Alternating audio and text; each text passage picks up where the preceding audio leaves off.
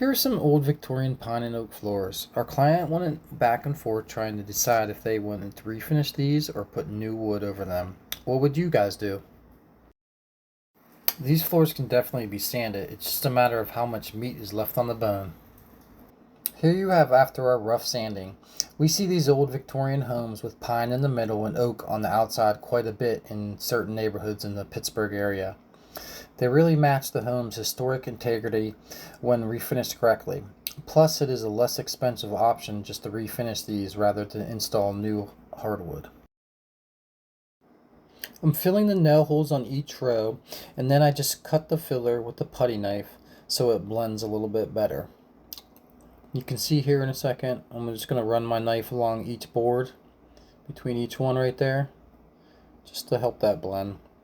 This filler dries in about a half hour or so, pretty quickly, so you can get back to sanding. You may have to refill some of those shrunk holes. But I am curious to see what people say about these floors, if they do like them. I think they are pretty neat and pretty unique. You can see all the rows of the fill that's sanded off. It comes off pretty easily with that machine. This is our drum sander. We use like rolls of paper that fit in there that spin around. Since the floor will be done in a natural, this cut on for this machine is the final cut is 50 grit. It's usually our final cut 50 or 80 for this machine, and then when we use our other buffer we go higher than that. But you're just fading the floor in here, and you can see when you watch Robbie fade it in, watch his hand with the lever, and that's what people have trouble dealing with when they are using this sander. But he makes it look pretty easy. Set some nails right quick. This shows scraping a corner to get the old finish off. I have another video that shows scraping methods a little bit more if you want to check it out. It shows this whole room and different ways to sharpen your blade and stuff like that. On the lower left there is the file that we use to sharpen the blade. So you can go across grain here. You just have to make sure that you straighten it out. You pull it out, and then you can hand sand it as well. This is a good example of scraping with a sharp blade. Notice the wood shavings and how curly they are. This usually indicates a correctly sharpened blade. So this wood around the fireplace was pretty uneven, which is pretty normal with houses like this at this age. I'm just trying to scrape that and sand it to reach those areas where other sanders could not reach, and just blend it. Just keep blending it.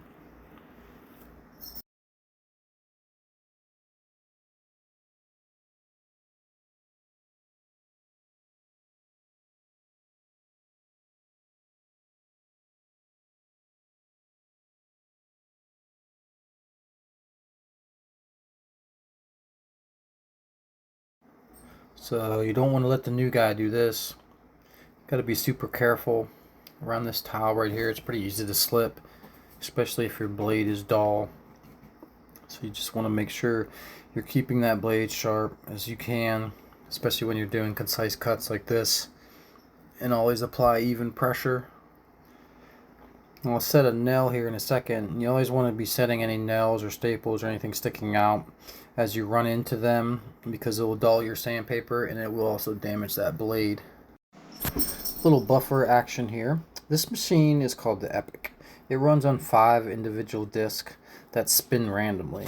This helps get out machine marks, and it helps blending the machines when they come together, when they meet up, so especially around the edges, actually where he's doing right now. Notice the weights there on the top, right by the light there.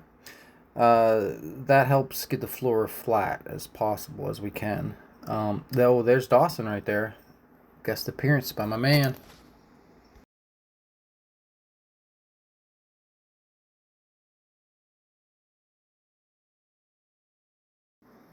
On the very edge where the buffer can't reach, needs to be blended, so we use these little guys, Dawson and our little sander, Mirka. Look at that finger action.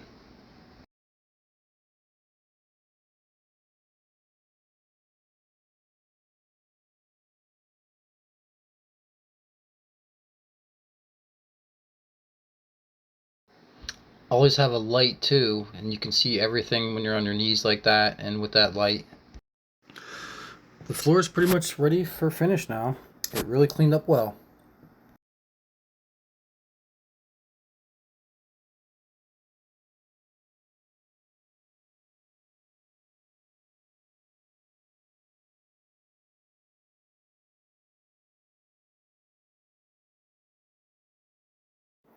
Rob's cutting in here. You really have to keep this stuff moving because the air is so dry from the AC. I'm applying the sealer here. I stepped in this finish no less than 5 times that day.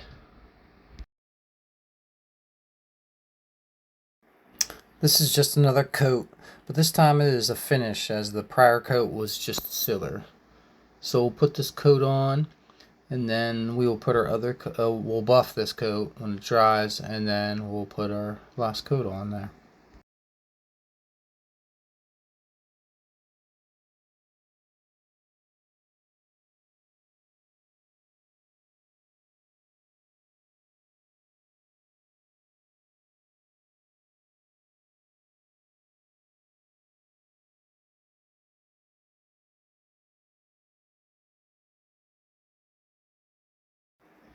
Robbie, what a man.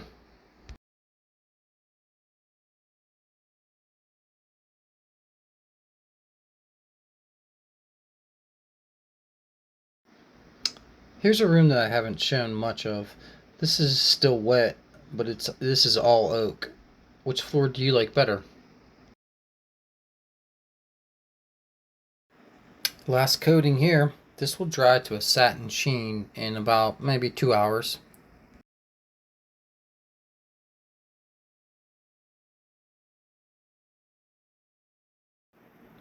You can really see how fast it is drying on the other side of the room.